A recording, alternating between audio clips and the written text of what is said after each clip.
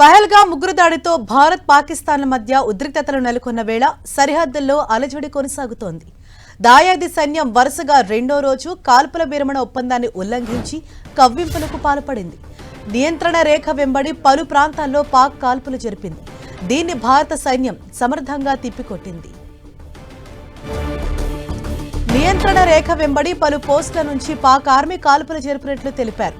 ఈ ఘటనలో ఎలాంటి ప్రాణనష్టం సంభవించలేదని, ఎవరికీ గాయాలు కాలేదని వెల్లడించారు. ఏప్రిల్ 24 నుంచి 26 అర్ధరాత్రి వేళ కూడా పాక్ ఎల్ఓసి దగ్గర కాల్పులు జరిపారు.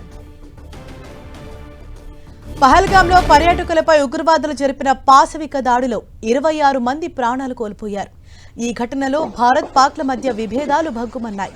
పాక్తో దౌత్య సంబంధాలకు సంబంధించి భారత్ కీలక నిర్ణయాలు తీసుకుంది.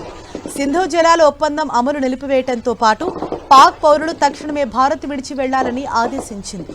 ఈ చర్యలతో దాయాది అక్కసి వెళ్లగక్కింది. సిమ్లా ఒప్పందంతో పాటు మిగిలిన ద్వైపాక్షిక ఒప్పందాలను పక్కన పెడుతున్నట్లు ప్రకటించింది.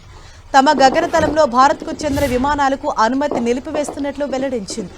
ఈ పరిణామాల వేళ సరిహద్దులో కాల్పులు చోటు చేసుకోవటం కలకలం రేపుతోంది.